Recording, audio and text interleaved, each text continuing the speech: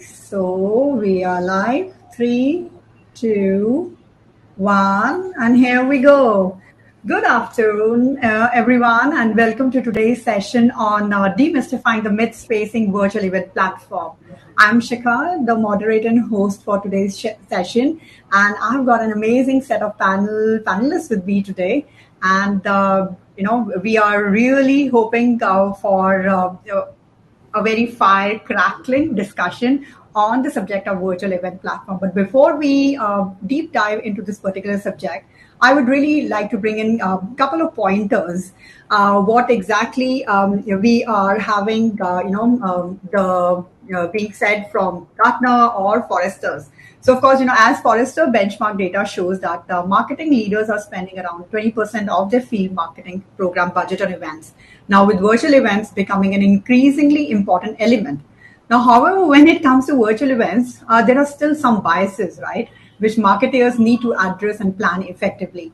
And in today's discussion, this is our panelist, on what they're going to brainstorm today is that in-person versus hybrid versus virtual events, what determines the balancing factor? And apart from marketers, which is the other internal team from whom you have always received a thumbs up for virtual hybrid events, and what's the reason for this positivity?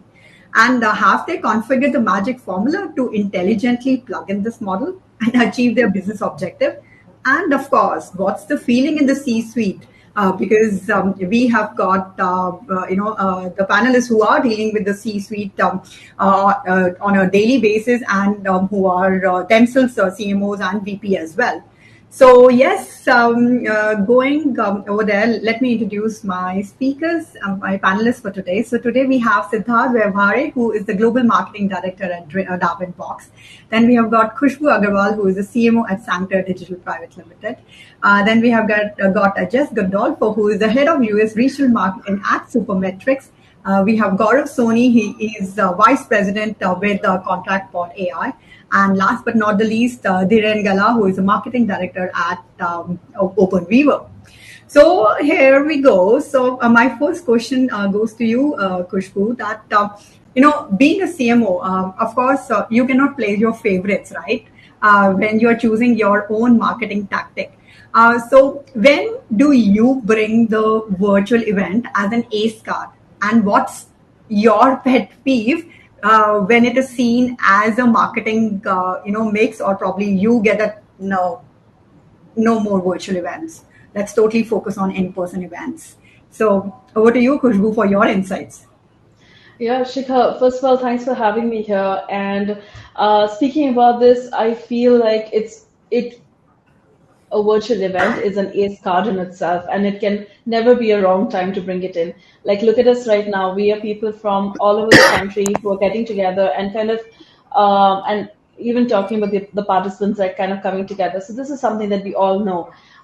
It really does come into effect when, for example, when you're hosting events and you need to be kind of on the ready and good to go dynamically, it really does help in those situations. For example, I'm also a part of this luxury travel company, and we decided to, like, while we have these villas that we kind of lease out all over Asia, and these are luxury villas, and we just decided on the fly to have a Facebook Live. So we went live on all social media platforms, and we kind of like had this live event kind of coming together. And the power of that is that you can see that in customer retention, and you can see that in bookings, and you can see that in the basically just kind of having the word out. So 100% advocated, never right time or wrong time, always. I'm a big fan of virtual events, have been part of it all the time. When it comes to pet peeves, I feel like one thing that I feel that we all really need to work on is, or that needs to be worked on when we're looking at virtual events, is dissonance, right? So that is like one word answer. So we have to make sure that the harmony is there, and that is kind of a part that is possible when we're looking at, just making sure everybody's on the same page, and there is also the event is structured in a way that we kind of have everybody participating, and it's structured in that way. So that kind of makes sure that we're all in harmony. And yeah, it serves as a great part of the marketing Hello. mix. Yep. Yep. Yeah, you pick up. Okay, I think I thought Gaurav had some view. Okay, no worries. I saw you. Okay, no problem. Yeah, Yeah. yeah. Okay, Please so continue. moving on to Jess, I think Yeah. Anup, if you Yeah, can it go is on network mute, not good. please. Um, A minute. Let because me. Yeah, we are set. We are all set. Okay, moving on to you, Jess. Being the head of US marketing, how do you use events in your marketing strategy? Whether it's virtual, hybrid. What data do you measure attribution from attribution, and what data are you using to build out your strategic event plans? Yeah, thank you so much for having me. Events are definitely a big passion of mine. So I started my career as a B2B marketer in the event space. So I really grew up understanding really what you could drive if you did events well. And when we hit this COVID era and the virtual events really started to I want to say blow up in terms of like everyone was looking to get on. I started to switch that strategy to understand what do I want to use live events for? What do I want to use virtual events for? I guess my most direct answer for you on this is I always get the question from whether it's leadership or finance or something like, what are you spending on the upfront costs? What are we getting in return from it? I can argue left, right, and center of how you can build attribution models for your live events. But I really do use live events as more mass lead generation, more mass branding efforts, things like that, like really high engaged speaking events. For our virtual events, we actually do it like really strategically at Supermetrics. When we put on events and we start sending out that promotion for it, we separate those categories of people who are coming into the event. Are you a prospect? Are you a customer? And we give you a different experience based on what you are, because we have the ability to do that with virtual events, which gives us a lot more control. And then during the event, we use polling a lot. So rather than using it as following up 100 times with like, do you want a demo? We'll just ask people on the call, do you want a demo? And we'll have someone follow up immediately. That goes straight into our revenue attribution. And then for everyone else who says no, we leave them inside our nurture funnels and we measure that attribution. How long is it taking someone to enter into our funnel? The other really big thing that we like to measure is more of the experience or NPS of the webinar. How do they like it? Would they recommend it? And what would they add to it? And that helps us to build better content, but also segment our audiences for the future. You'll find people who say, this is too elementary for me. I need something that's more strategic. And you'll find people to be like, this was way too high level. I needed something more tactical. And then we are able to make our strategic plans in the future and segment those audiences better. Doing it that way, we can create our campaigns to have very direct attribution funnels that are not only showing us how we're winning in revenue, but also showing us how we should be building content.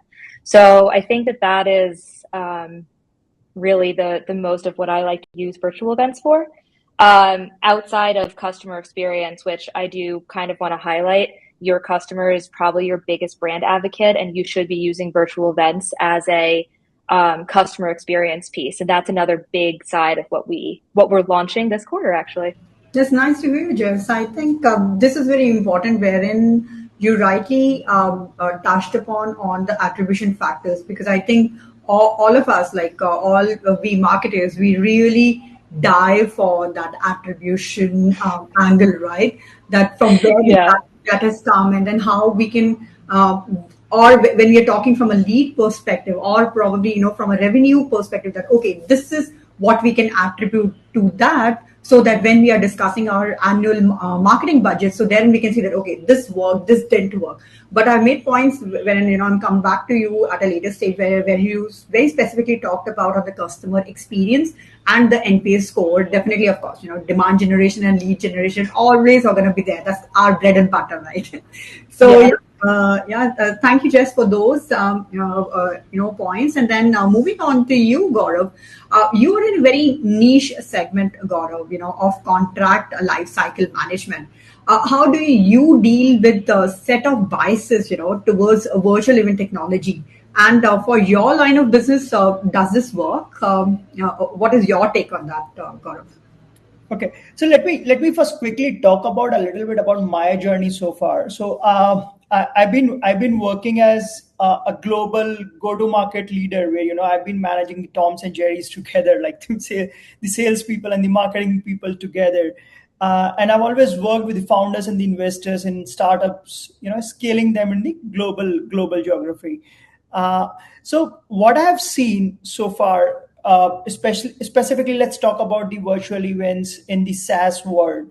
So from that side, I think let's look at the cons and the pros of the virtual events.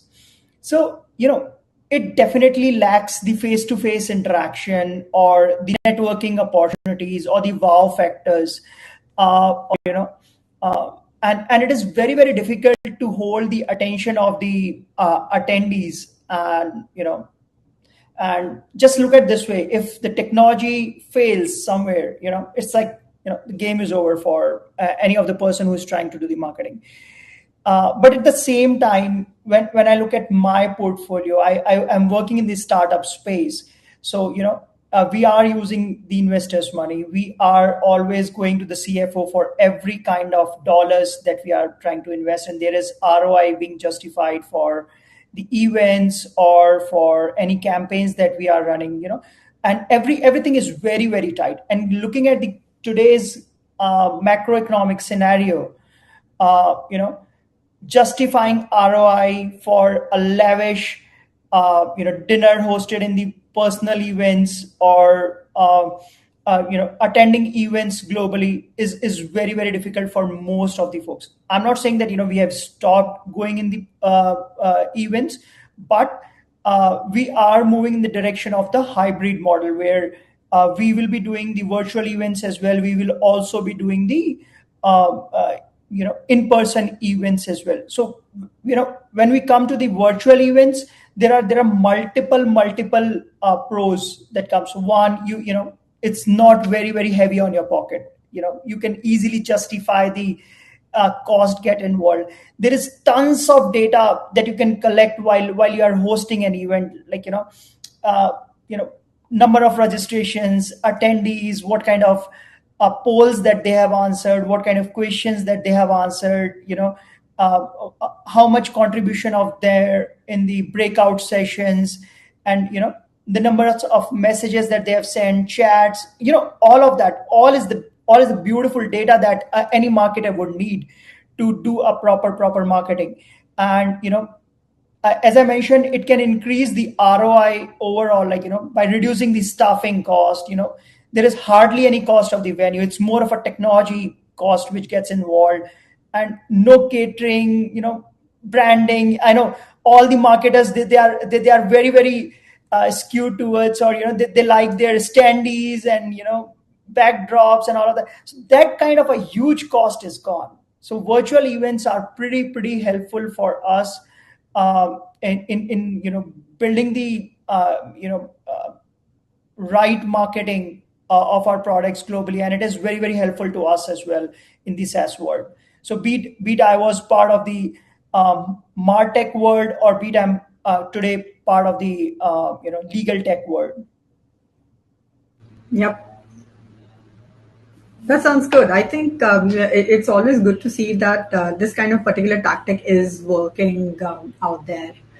Okay, so moving on to you, Dhiren. The foundation principle for OpenWeaver is reinventing digital realization and develop applications faster with the open source. Now, in what ways do you engage your prospects via virtual events platform, Dhiren? Interesting question. Thanks, Shikha and team for having me here. Yes, at OpenWeaver, we are a digital-first company, and for us, being fully invested into digital tools and platforms, that was very essential. And also, interestingly, the formation or the founding of this company was just before the COVID lockdown struck. So, that absolutely made us fully remote. And to talk about our collaborations and internal systems, right?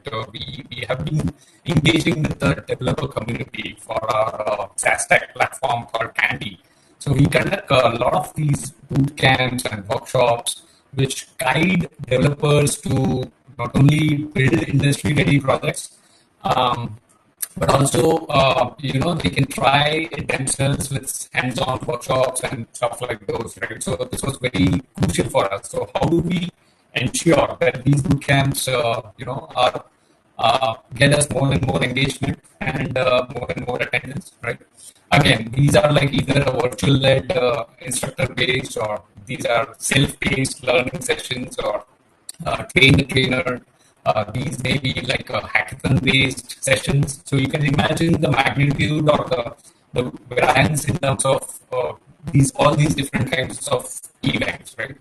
So number-wise, if I have to talk, last year alone we had 100,000 developers.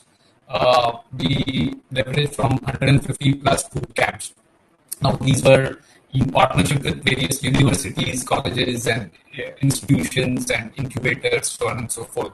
And these developers from these sessions have built more than 60,000 projects across emerging digital technologies, right? So absolutely, we needed that kind of an engagement, right? While the platforms, the virtual events platforms have been there, but then it comes to the usage and implementing it practically, of course, it's a different ballgame altogether. So yeah, here are the few ways. I mean, of course, even before we get to the live event, like how this particular event was promoted on social media, right? Pre and post event engagement. That is one area. Another area could be content driven, so we create that kind of a content which resonates with the developer community, right? With the audience. So this includes how to build sessions, interactive hands-on workshops I talked about. Our developer evangelists from the community team, they make sure that the content is engaging, informative, and also provide these learners, how to code and, these early stage learners. Another aspect could be to make it interactive, like our other panelists mentioned, other features like Q&A sessions or chat rooms or live polls. We just saw one of the polls coming up for this particular event. So all those features could be used.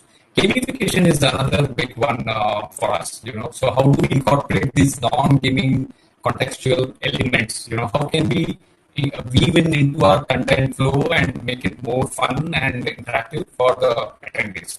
So that is another area. So we often use leaderboards, and especially during the hackathon time, we use these leaderboards, or for the certifications we use assessments and contests to encourage them, and motivate them to actively keep participating, keep engaging, and absolutely we have to reward them with incentives and prizes or gift vouchers or maybe badges, etc. Right, so that's one. And apart from that, on social media also, so virtual event as an engagement platform, but as I said, pre-event and post-event. So social media being one of the platforms also where we often promote all our sessions. So engaging with the prospects over there, creating a buzz with teasers and so on and so forth. So those are the some areas I thought, we are anyways using. I just brought it up. Okay, I think sounds good, Dhiren. Again, a lot of food for thought, and I'm going to come back to you after we have taken the insights from Siddharth. So, okay, Siddharth, moving on to you. So, we've actually come across some really outstanding numbers or conversion rates, which your team produces, which you had shared in our earlier meetups as well. So, any breakthrough example which you would like to share with the audience that which helped you in positioning virtual event tactic for your outbound efforts? Yeah. Firstly, Shika, thanks for having me. I'm going to say those three words to you. Firstly, am I audible, loud and clear? Yes, you are. Okay. Okay. So, yeah, I mean, B2B marketing. It's such a holy grail as we speak, right? And there's a whole mix of channels that we use, and throughout my career, that's what it has happened. And virtual, for the reasons that have been mentioned by earlier by Dhiren, interesting use cases there, Dhiren, Gaurav, Jess, Khushboo. Uh, ROI is obviously one of the strongest reasons why people use that scale at which a virtual event goes. That can that a hybrid or a physical setup cannot be matched. Um, for sure, there are a couple of examples, Shikha, to come to your question. What we've done here is at Darwinbox, especially and also in my early organizations, is an event is not can be treated in isolation. As it's an entire program to be managed, and of course, it depends on the industry and the complexity, size of the event, size of the audience, and so on. So there is a pre-event setup, there is a during event thing that we are doing right now, obviously, and there's a post-event process that you follow. So it has to be program managed right from the beginning, right from the way you choose the topic, what market are you trying to target, what vertical are you trying to target, who's your host audience, and then the preparation goes on with that. So it begins to certain extent where I have a data team that actually essentially mines that data for the attendees, runs campaigns for them. Then the event happens, and then post event processing happens. The turnaround time for all the event data, and as Gaurav rightly pointed out, the scale at which a virtual event operates, it just offers a phenomenal leverage of using the reporting and tracking mechanisms that a virtual event offers.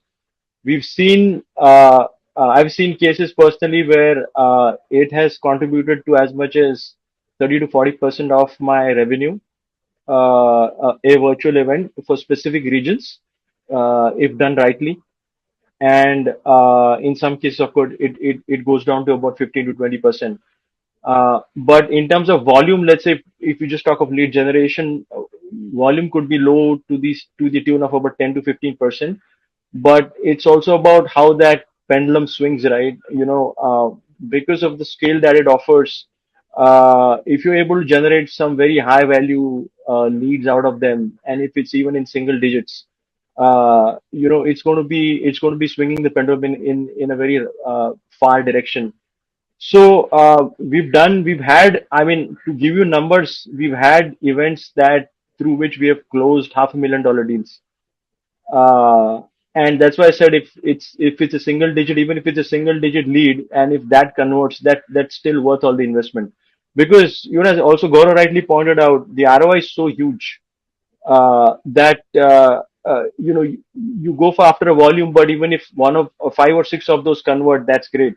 So I operate across a global region. I handle a global team, and in South Asia, especially, to give you an example, since you mentioned, we won a deal very recently where it was actually $750,000, and that came through an event.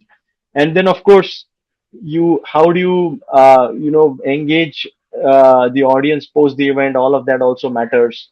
How do you run the show post that? How do you do the handover from marketing to sales to the other teams, and so on and so forth? So that's a quick answer, Shikha. Thank you. And as always, Siddharth, right? You have got some amazing benchmarks, right? So last time as well, when we Yeah. were discussing about how your outbound team is creating amazing benchmarks, I think this is the second one which I've again made a note of it. And then I'm sure if we are also talking to you about the other demand generation activity, if we because very soon we are going to have a session on ABM, so definitely there will be some skyrocketing examples there as well. Sure, but, sure. but then this is really great because why I wanted to bring out this particular point was that we are always looking at the hindsight, right? And then we are always probably, putting, I would not say lame excuses, but blaming that we don't have the attribution, we are not able to attribute, no, this particular technology is not bringing leads, okay, it is bringing leads, but we are not able to quantify that in terms of the numbers. So I think this really gives a lot of confidence, of course, to the audience who have joined in, and then of course later on when specifically B2B marketers are going to look at this particular session, that hey, if done right, like amazing framework which has been shared by all the panelists, you can drive the pipeline as well. And again, as we all know that B2B cycle is reaching at the tipping point. And of course, it is becoming complex day by day. So of course, I think sustained efforts which are gonna lead the way. Yep. So yeah, now moving on to the second section, as I was mentioning to all of you before we went live, that this is going to be kind of a rapid fire round. And during my last panel discussion, the person who went first, of course, he was blaming me that, hey, I'm the first one and now everybody else knows the answer. So they're going to frame that in their mind. So, but then that's okay, right? So moving, I'm going to start with you, Jess. So my question to you will be that what is on your wish list, that top feature which you would wish a virtual event platform should have, which can do wonders to this particular technology. So while you're thinking, and when you were mentioning earlier, your insights to the first question was, you did mention about the customer experience, the NPS. What will be your top feature which you still do not see in the virtual event technology platforms, or it's still there, but you would really have some advice to the technology vendors that, hey, please enhance that? So because we use our events so strategically, I would love to be able to do some kind of segmentation and CRM push from the polling. So if there is a way to kind of, essentially when we are done with an event, the SDR teams or the AE teams handle a lot of those demo requests live, but everything else we take out into spreadsheets, and then we analyze in spreadsheets, and then we put into more spreadsheets that go into another deck that then somewhere along the line gets pushed to our CRM. So I think that having the ability to have this polling information connect straight into that account so that we can, we are able to measure some of those stuff easier and build dashboards easier would probably be my biggest ask. Yeah. Oh my God. I mean, I was just imagining a platform like that, and I think everyone is going to be like all smiles, right? Okay. So moving on to you, Gaurav, you have been into MarTech space for, I think, N number of years, and you have got some great experience in that.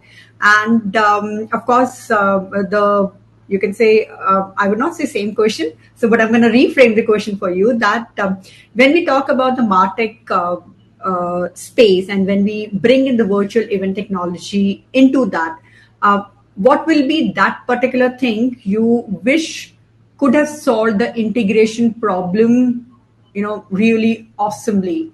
And then it would have been like a breeze for all the marketers to use this kind of particular technology. So what is that one thing which you think that it's still missing when we are looking at the MarTech space in this entire totality and plugging in the virtual event technology? Okay, great. Shikha, let me wear first my marketer head. I would say, engaging the audience is the biggest challenge in the virtual event. That is what I continue to see. We still need to improve on the technology piece and keep the attendees hooked up. They get more involved in the Q&As, and rather than just moving out of the context and looking at their mobiles, so which could be a distraction.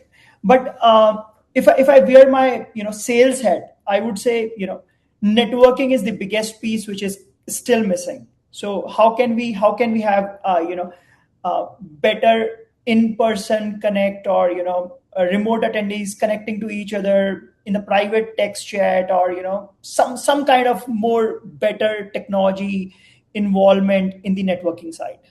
So I would say these are the two major things. But yeah, for a marketer, having a proper analytics is very, very important. And I think virtual events can give a better analytics than the in-person events.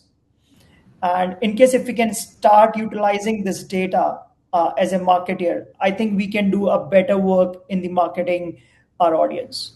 Yeah, thank you. I think you guys are actually touching the Achilles heel. And again, I just hope the utopian world should actually become a reality someday, right? Thank you. Okay, moving on to you, Khushboo. So, of course, you're also into a very interesting space and, working as a CMO. So, when you are looking at the virtual event technology platform, and of course, when you are I would not use the word fighting, but when you are very subtly bringing in the budget into this particular, during your entire annual budgeting exercise. What will be your, you can say, again, talking on the wish list, do you think that the budget, when we are very specifically looking at the virtual event technology as a platform, do you think that it does get justified when you are doing your annual planning exercise, or it is being showed? What is that one thing you wished from the commercials point of view when we are looking at this particular technology? So Shikha, like, everyone has spoken beforehand. When we talk about costing, the main cost associated with virtual events is time, right? There is no actual cost unless, of course, you're boosting the event and you're running ads along with it.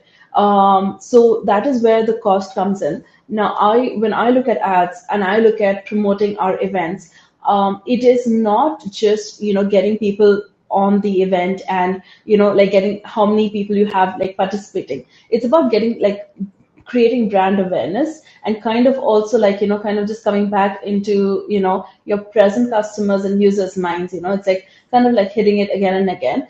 So that's where I feel like the cost is justified. It's not just, people attending the event. It's so much more than that. It's engagement. It's keeping your brand front of mind. So, and I also feel like numbers speak for themselves. The moment you have your analysis, you have like, okay, we had this event and maybe the event didn't do that well. That's okay. What else did we derive from it, right? We did get so many people visiting the Facebook page that weren't there. We got so many bookings coming in. We had, all of this kind of activity taking place. So it's never a single-minded focus, but, yeah, we look at it as an overall thing. So, events, it's a thumbs up every time. Yep, and I think you very beautifully mapped it up what Jess was mentioning when we are talking about the cost of this particular platform. But again, when it is also bringing in the power of analytics, so then and again, I think therein the real beauty lies in. Yeah, that was my original answer, actually. Sorry to cut you off, but like Gaurav totally Gaurav and Jess like picked it up, and I'm like, oh my god, analytics is what I was like going to talk about. But yeah. Khushboo, that's where you get a better chance when you speak in the beginning. Right, I know. I mean, I'm going to steal that spot next time. Thank you. Thanks. Yeah. Okay. So moving on to you, Dhiren, you are again, you can say catering to a very niche segment when we talk about the developers, right? So when you are utilizing this particular technology, what is that one thing you feel that it's still lacking to develop the kind of engagement which you wish could have achieved with this particular technology? Agree. I think, of course, there's a lot of scope for improvement. Now, if you look at, our involvement, I mean, after COVID, of course, the rate of these virtual events has increased. But even before that, in my previous roles, I used to do a lot of digital as well as most of the physical events, right? So in-person meetings and in-person events still has much edge and, has much networking opportunities as compared to virtual. So that is something as a gap. How can we bring that immersiveness or, that connect between the physical and the virtual world? Is there some kind of, connection we can build? Like, for example, in our teammates, when there was a lockdown, we used to do these teammates and order some lunch or something, and do the meeting over there, right? So is there some kind of a connection we can build over there? Apart from that, some visibility for decision makers like CEOs and senior executives. Over there, it's more about networking, work details, etc. How do we kind of take the same out there? So I think that's more about opportunity and more about personalization. Personalization is very important because whether we talk about the events like for developers which are on a mass scale or very niche and high visibility events, personalization becomes very, very important in that case. So those would be the things I would still see. There's a lot of room and a lot of opportunity for the technology to get to that level. Yep. Okay. Thank you, Dhiren. Yep. Moving on to you, Siddharth. When we, of course, bring in the subject again on the technology versus the commercial, like you have been into this particular space for quite some time as well. So what is that thing you see that it has still not changed in this particular space, after so many years as well? And being a marketer, you feel that if the vendors who are providing this kind of technology, if they would have adapted that particular thing, they would have really done wonders, and you could say seen as kind of a gem to all the. Yeah, so Shikhar, like you rightly said, I've worked in this space. In fact, I work for a company that we did build a live streaming platform and an on-demand platform. I worked there for a considerable period of time, and I was selling that product that time across India and Europe. So, seen a lot of feedback from the market, both on the positive and negative side. Coming to your question, what's that one thing that hasn't changed? You see, at the end of the day, events are video, and video is something that's so dynamic. And live is something that offers that excitement and that newness like none other. But what I've seen is marketeers still are not very comfortable doing live streams because of the hesitation of how to manage that if the technology fails. How to basically orchestrate the whole event. Um, Thanks to Facebook Live and as Khushboo you were pointing out, at least these things are more. I mean, they're more popular in the B2C space, but in the B2B space, I would want more and more marketers to start adopting these platforms. And today, YouTube Live or a Facebook Live has made it super easy. But the adoption, you saying something? No, sorry, Siddharth, go ahead. Yeah, but the adoption is still not up to the level in which you would want to desire. Because today these platforms are there quite a bit. The technology has advanced so much. Even if you talk about, I'll give you an example. We used to work with a lot of banking and insurance companies, and 70% of their workforce, at least in India, is on the field, and they're also vernacular in many cases. So, how do you bring about that language localization? I believe, Xiaomi does that, or maybe doing that. Maybe it's in the product roadmap. But how do you address something like that, especially in a country like India, where a lot of population is out there, and in industries where it's on the field?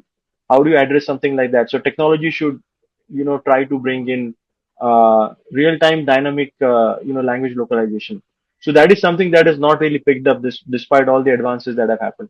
But that's on the software side. But coming back to you on the market side again, I mean, I wish that more and more live sessions happen, and the adoption happens, and the hesitation around it goes away. Oh my God, thank you. I mean, it's so awesome. I think if I would have created a word cloud today with the kind of, you can say, insights which I've got. So definitely the words which are going to come out is the segmentation, a lot of polls, engagement, networking, language localization, live streaming, immersiveness, personalization. I'll still take some time to digest all this stuff, and I'm sure my team, who is also online, so their hands must be getting tired by creating all those notes as well. But yeah, I think it was like really amazing because see on the what I always feel and what I always believe when we talk about virtual event technology, it feels so simple and easy on the front, but then there is so much of work which goes into the background to make this technology successful and how to adapt these technologies successfully as well, bringing it again, tying it back to the brand awareness and demand generation, right? So which are always at the core of any marketer. So yeah, I think to be honest, I can't get enough of this particular subject. And today, I would really like to say that thank you to all of you for sharing these insights today. But yes, we are still not done.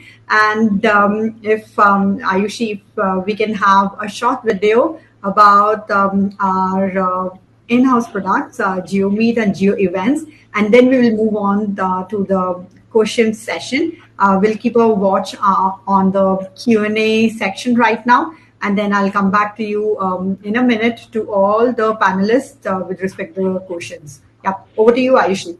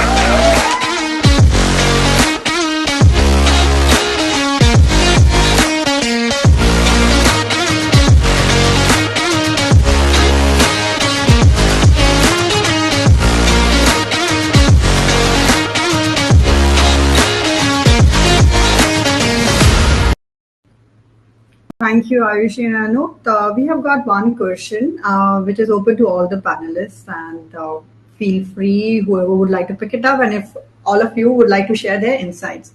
So the question is that which is that particular MarTech space in which virtual event technologies vendors should really look, or you can say, think from an integration point of view, which should be on their top priority? Is it the CRM? Is it the AVM platforms? Or is it, the segmentation part, or any other examples which you would like to, share across? So over to you. Whoever would like to pick this up. I would say it's the marketing automation platforms, because that's where you're probably having all of your marketing come in, and those are, that is a hub centralized for your data. And those are pushed. Some people use them as their CRMs, and those are also pushing out to CRMs. So that would probably be my. Thank you, Jess. Anyone else have any other platform which should be looked by the technology vendors from an integration point of view? Was the question, Shika, about integration of virtual event platform? Yes. Of course, yeah. That's a very good question. I would say CRM for example, because most of these meetings and most of these events, small scale events, or if we have to if it can get integrated in some way with these CRM tools, of course. So and of course, with the entire marketing stack in the back end, your marketing automation and so on and so forth. So, of course. Thank you, Dhiren. I'll come back to what I wanted to talk about earlier is, again, analytics. So any kind of analytics platform, if you could get that integrated in, that would be such useful information to have and to kind of track as well. Yeah. And it serves as, you can always, kind of compare the two. You can compare if you have like 10 events, what is working, what are the topics that are working in what, and then we can just deep dive into that. Yep. Okay. Thank you. So that was it for today. And I don't see any more questions right now. So yeah, thank you to all of you for sparing time from your busy schedule. And thank you to all the engaging audience today. We had a lovely time, definitely. And as we marketers, as I said, that we can't get enough of the MarTech space, the integration, and of course, what we can achieve, and then how we can be in the business of marketing. So yeah, thank you to all of you, and I hope to see you all again in the session of 16th of May, which has got a very interesting topic. The topic is how loyalty and reward programs are changing the face of ABM strategy. So if we have any ABM enthusiasts, from the audience, or if our panelists would like to join, please do join us on 16th of May, 3 o'clock, 3 p.m. IST. Till then, thank you and have a good day to all of you. Bye-bye. Thank you. Thank you. Thanks all.